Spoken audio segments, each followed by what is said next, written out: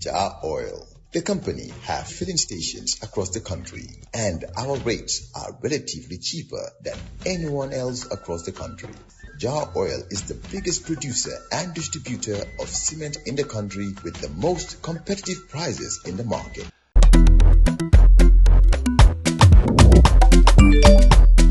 Axel jam si Wave. Yo, Abla, yo luta do dede. Luta mo nulo jël moto nga andil ma xaalis. Hello? Bësal mu fay. What? Bësal mu fine. Oh, yes! Wave Axina Gambia. Deposit and withdraw money, pay bills and buy mobile credit without fees. Transfer money wherever in the country for only 1% fee. At Wave. Bësal mu fine. Wave. Your money is yours. On Monday, the 27th of October 2025, it's coffee time with Peter Gomez. And joining me on this final Monday of the month is Ceesay Njie to close our month-long focus on breast cancer awareness as part of our Pink October partnership with Comium. Interestingly, Ida happens to work for Comium, and she also happens to be a breast cancer survivor. And a staple here at West Coast Radio. We'll come to that. I'm trying to introduce you. Okay, go ahead. See? Okay. She's come on already. I know, so I know the protocol. And I was about to say, you normally hear me with her only on Wednesdays, but yes. Here she is this morning. Ida, good to have you back. Good morning, good morning. Yeah. I feel like home. Yeah, we don't have to wait until Wednesday. No, this time you get me twice. Yes. So yes, that's a good thing. Let me start by asking, because advocacy is your thing. Yes. How do you feel about the awareness creation this year around, Pink October and breast cancer awareness? I'll give you a little bit of backstory. Mm-hmm. When I first came back here to start doing this advocacy, it was 2015. I had my first event at Keraba Hotel, mm-hmm. and not a lot of people knew much about breast cancer at all. There was no pink awareness, no Pink October, nothing when I first got here. Today, I am so proud that every office, all the TV stations, everybody is doing something about Pink October and breast cancer awareness. So let's just say 12 years later, 10 years later, I am extremely excited that the country is picking up the momentum along with the rest of the world. So yes. Mm-hmm. I know everywhere you've been, people start by asking about, how was it when you were first diagnosed?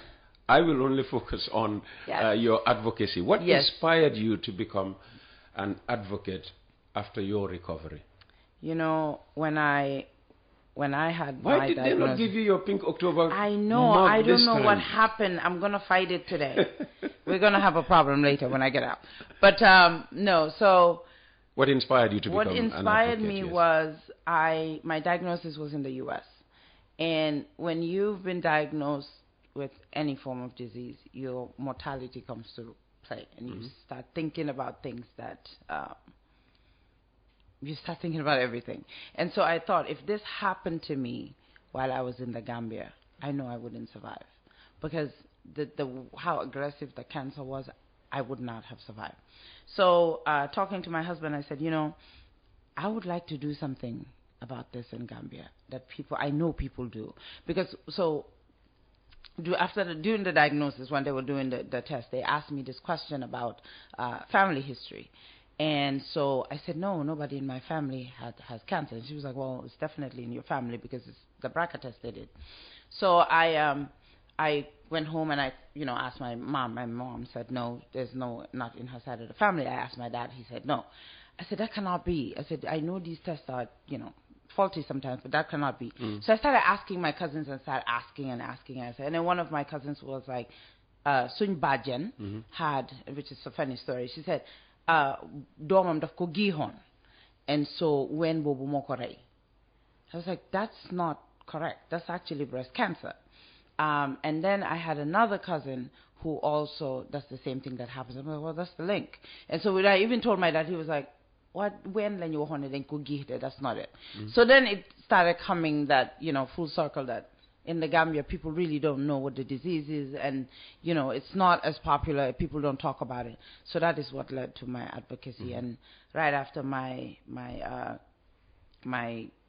treatment and everything, when I went into remission, I decided to come to Gambia and do this.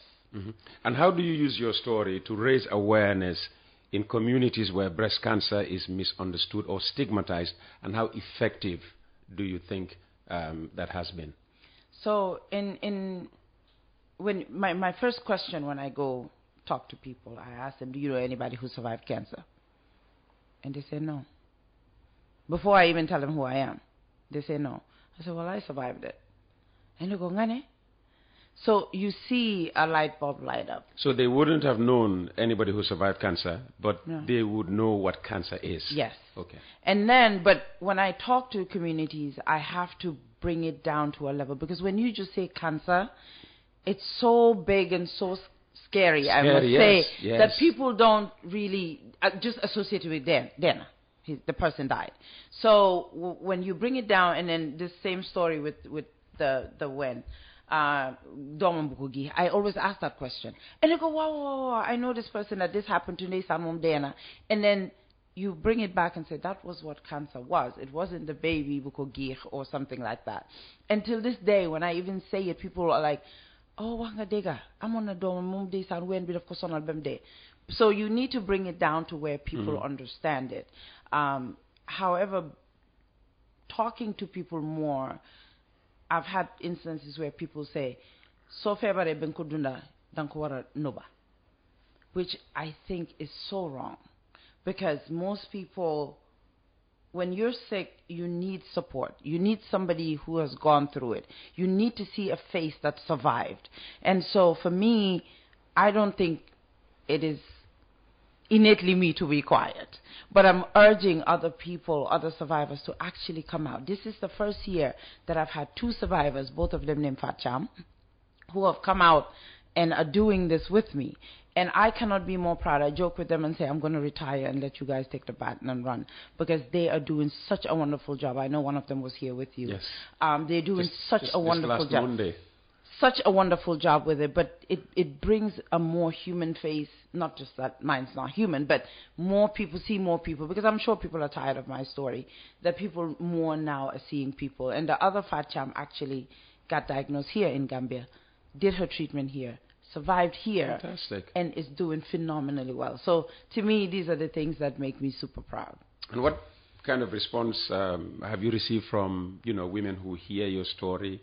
Do they just reach out? Do they ask questions? Do they share their own experience? Yes, they do.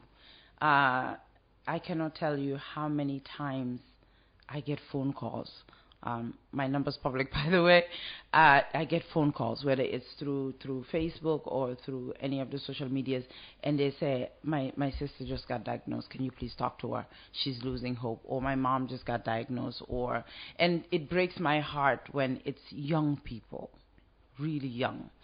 Initially, breast cancer was a old people thing, 40 and above, before they even do screenings. Today I've seen a 23-year-old, I've seen a 16-year-old. So it's getting younger and younger. And so to them, they feel like their whole life is over, because it is the essence of your womanhood. So most people, even when you tell them what the treatment option is, that you have to do a mastectomy, you have to, cut your breast, that's the end of them. They said, manduma am jekar, or my suma jekar duma bugatti, or all these things that you get. And you tell them that, no, what makes you a woman is not just your breasts. And so I get really good responses when I talk to people. And some don't want to, of course, do it in public. They'd rather you talk to them, and I'll either go visit or, we meet somewhere. Most of the time I like them to come out, because they're in the house and people don't come visit. They isolate it. And so I like for them to come out so we can, sit and talk and laugh and make it lighthearted. And what are some of the biggest myths or misconceptions about breast cancer that you try to challenge in your advocacy? The first one is definitely don't be gihla. It's not the reason why I'm breast cancer. That one is the biggest myth. Second is that your life is over when you do have breast cancer. I wish I shared a picture of me when I was going through the chemo. I pretty much look like you, Uncle Peter, because I had no hair. Are you talking about my baldness?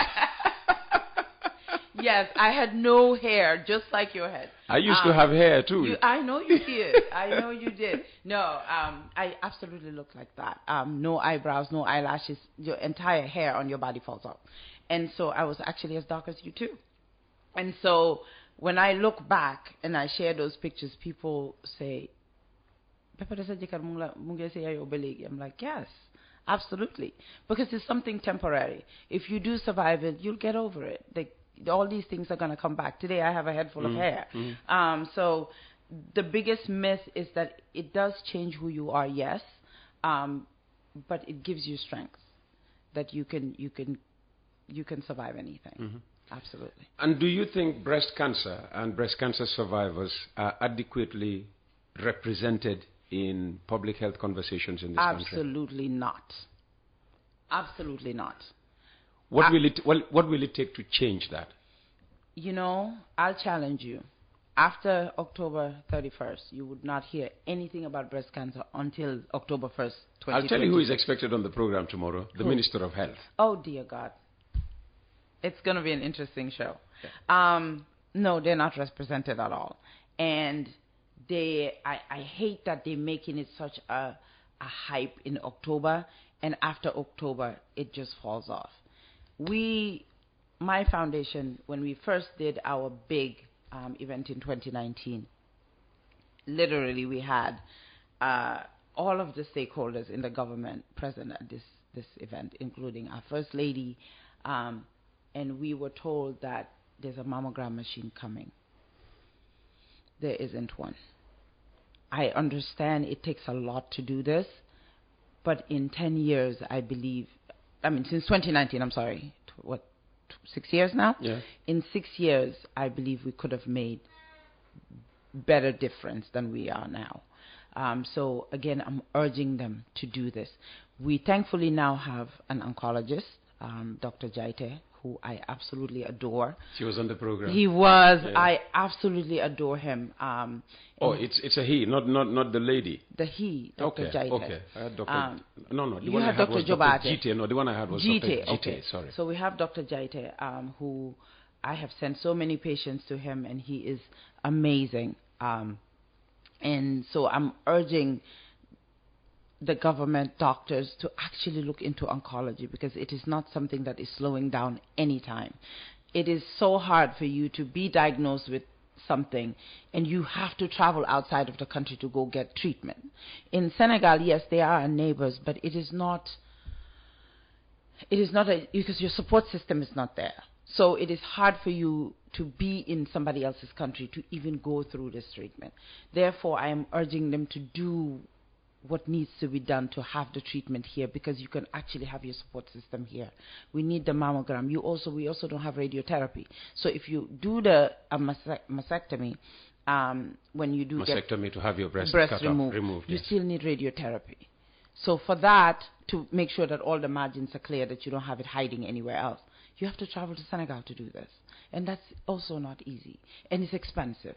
And the line is so long in Senegal that you're not priority. So I would urge them to actually do something here to help the women, because we are very underrepresented, for sure.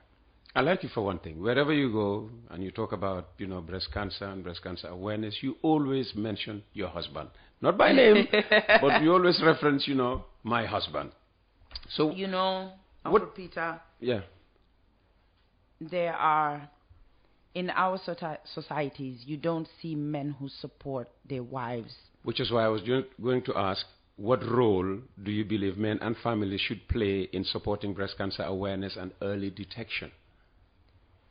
Again, it's bad enough when they tell you have cancer. The first thing you think of is you're going to die, especially when you have kids. My twins were 5 years old at that point.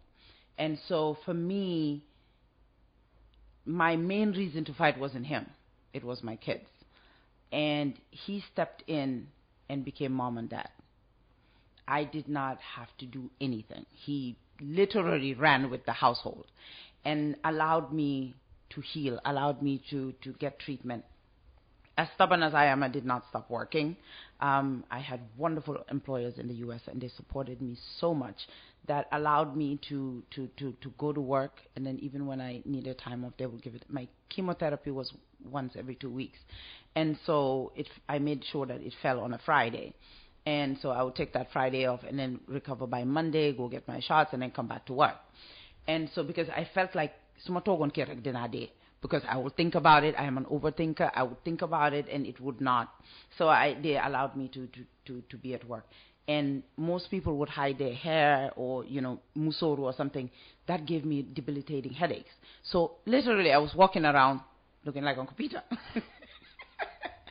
So for me, doing that, there was not a single day that I would get dressed to go to work as bad as I felt that he wouldn't say, "You look so beautiful today." And that alone made me be okay with how I looked, the changes I was going through. Exactly. I was going through. If there was an event, he would say, we can go. If I, had my chemo on Fridays, I would be so sick Friday. Saturday night, he'd be like, okay, we go out to dinner. So these were things where he supported me in ways he didn't even understand he was supporting me. But emotionally, that just worked. That, he was there to say, we can do this. And I have an amazing group of girlfriends who also did the same thing, that would just rally around my house, Toga Ebe, Nyuto Watan. And that also helped a lot. Toga Ebe, America. Wow! Then don't Toga Ebe. And the only thing, because when you go through chemotherapy, then they watch you a lot. So Kaba, F. Cham's husband would even bring me a box of Kaba. And so that was the only thing that actually helped keep the nausea away. So, they would always make these things that we were used to at home. And so it made me not look forward to chemotherapy, but I look forward to the weekends where they will all come to my house and, help me kind of sort of forget.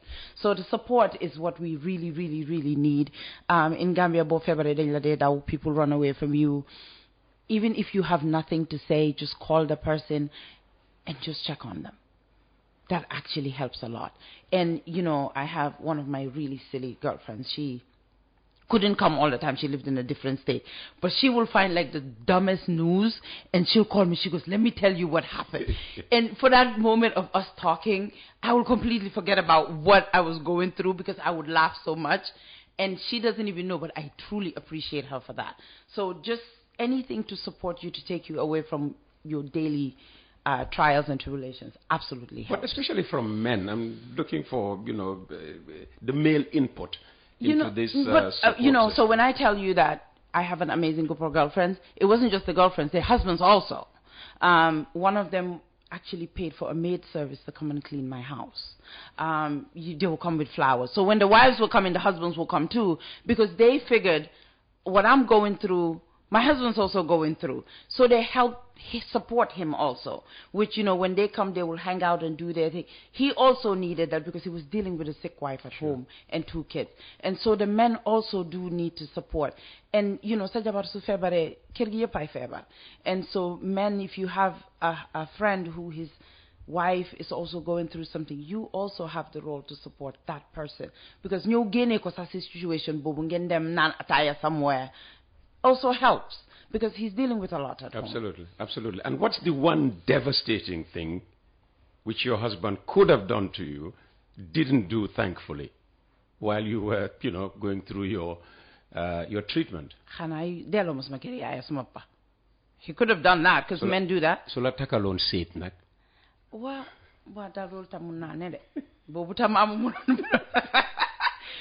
a lot of people do. How could that affect somebody in your situation then? That I would have died. Seriously, Uncle Peter, I would have died. I'm walking around here looking like, not to say anything, looking like a dude. Looking like Uncle Peter. And then you takal ma say, and so they would have came in there and probably made me feel like not so great. So that would have definitely killed me. Or you bari dañ la de yoni delo la sa kër yaay pour nga dem faju fofu, and then you takal la seat. So those two things, I believe, is not helping. That men need to be very conscious of how that affects somebody and it's not just cancer. honestly jigéen bu feebar period nga yónnee ko waat delloo ko waat kër yaayam oo nga takal ko séet ba pare ñu ne dama laa indil ku laa dimbale man maa la sant dama soxla ku ma dimbale daf la yërëm yow it loolu du yërmande loolu sa waxo nga yërëm loolu du yërmande at all but yeah though that would have definitely killed me I'm pretty sure it would have so